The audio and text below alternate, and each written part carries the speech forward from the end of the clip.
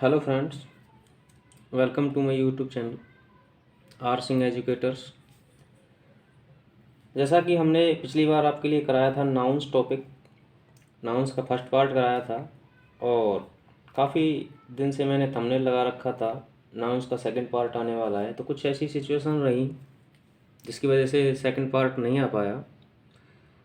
तो अभी इस पार्ट को मैं आपके लिए तैयार कर रहा हूँ। बस लिख तो मैंने पहले ही लिया था, बस रिकॉर्डिंग करना बाकी था।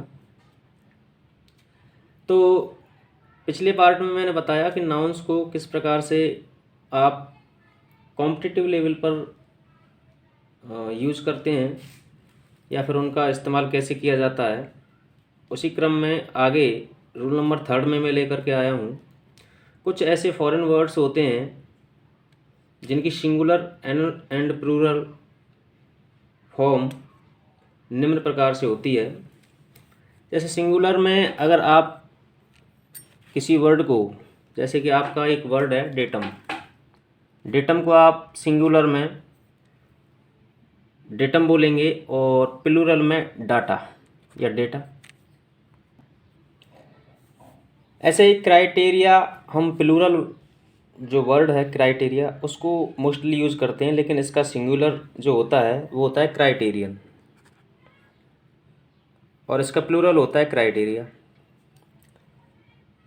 ऐसे ही बैक्टीरियम का बैक्टीरिया, वैसिलस का वैसिली, रेडियस का रेडी, सिलेबस का सिलेबी या सिलेबसस। इस प्रकार से आपका ये जो प्लूरल है वो होता है। ऐसे ही फिनोमेनन का फिनोमेना होता है, एजेंडम एजेंडा, सैनाटोरियम सैनाटोरिया, सिम्पोजियम सिम्पोजिया। इसके बगल में मैंने थोड़े बहुत जो आपको टिपिकल लगेंगे उनके मीनिंग भी लिख दिए हैं।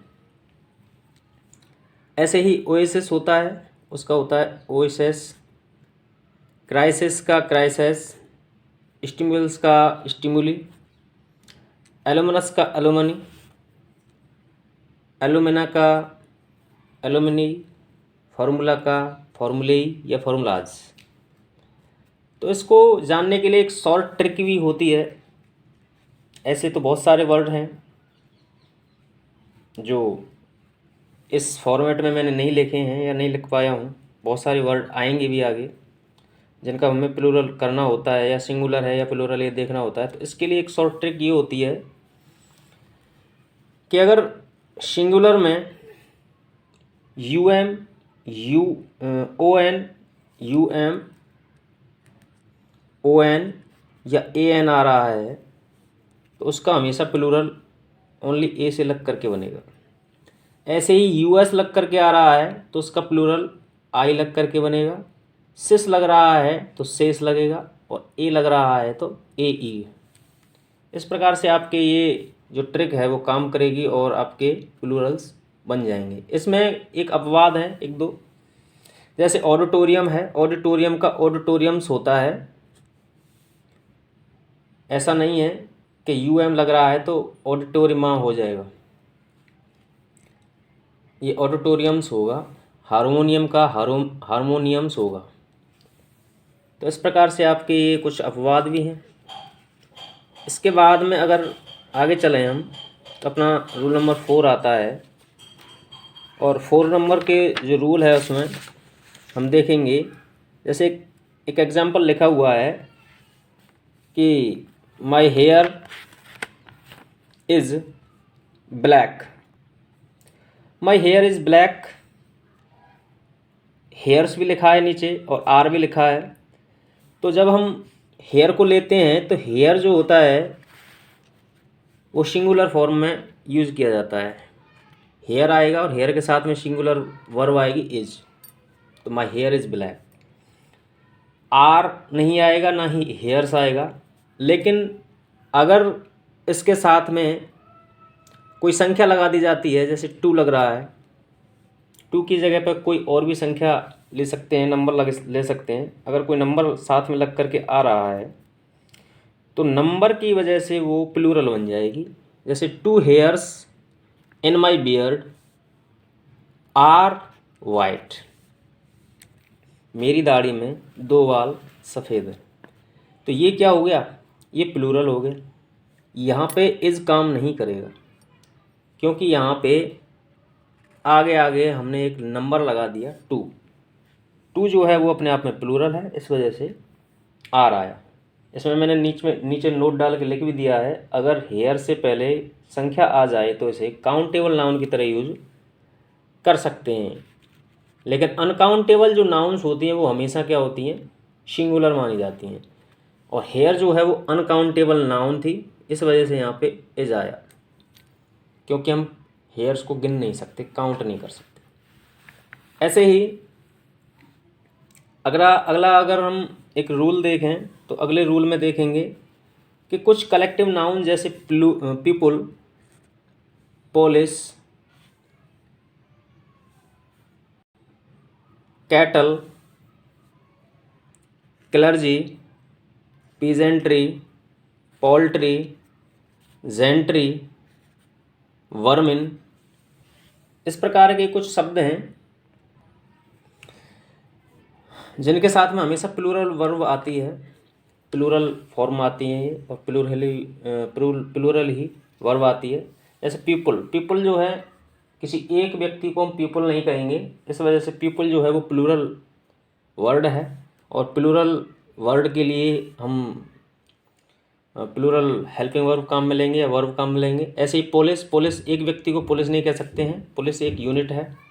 कैटल कहते हैं मवेशियों को, मवेशी भी एक यूनिट है, बहुत सारी मवेशियाँ होंगी, उसे ही हम कैटल कहेंगे। Clergy, peasantry, poultry, gentry, vermin कहते हैं घुनिया दीमक को, ये भी क्या है, एक प्लूरल वर्ड है, इस वजह से प्लूरल वर्ब आएगी इसके साथ में। अब इसके कुछ एग्जांपल्स हैं, जैसे द पुलिस, तो पुलिस के साथ में हमेशा प्लूरल वर्ब आएगी, आर, इज नहीं आएगी। Police are after smuggler. The gentry are against crime, जो भले लोग होते हैं, अच्छे लोग होते हैं, वो हमेशा अपराध के खिलाफ होते हैं। द कैटल आर ग्रेजिंग, मवेशी चल रही है।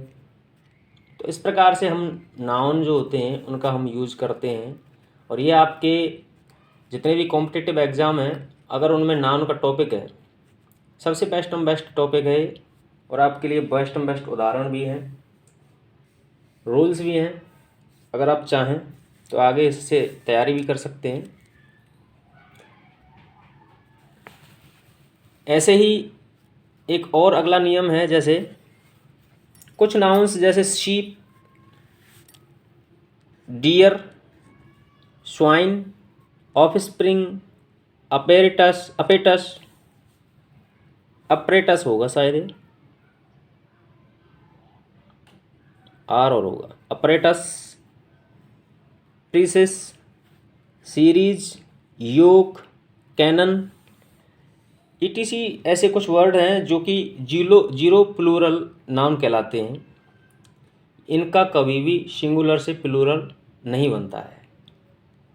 ये सिंगुलर और प्लूरल दोनों ही फॉर्म में नो चेंज रहते हैं, इनमें कोई बदलाव नहीं आता। जैसे वन शीप इज़ ग्रेजिंग, अगर एक भेड़ चल रही है, चरने का कार्य कर रही है, तो सिंगल के लिए भी शीप ही आएगा, और 10 शीप या शीप्स, तो शीप्स नहीं आएगा।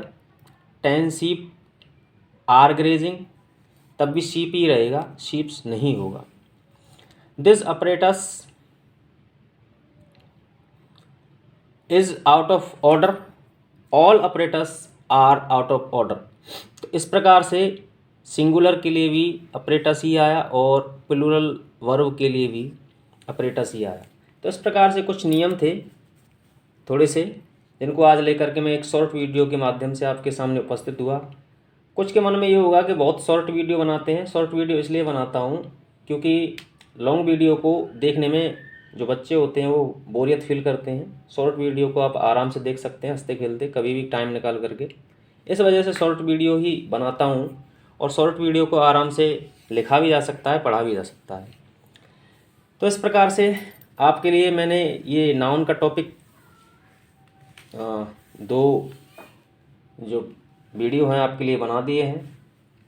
इससे आगे और भी बदलाव आने वाले हैं चैनल पे। जो भी अपडेट होगी आपके लिए कम्युनिटी पोस्ट में पोस्ट कर दी जाएगी, और आप ऐसे ही मेरे चैनल पर बने रहें। ज़्यादा से ज़्यादा सब्सक्राइब करें, शेयर करें ज़्यादा से ज़्यादा, और वीडियो को लाइक ज़रूर करें यार, जिससे कि हमें मोटिवेशन मिलता रहे कि हाँ हम कुछ अच्छा कर रहे हैं, कुछ अच्छा बच्चों को लग रहा है। Thank you for watching. Thanks.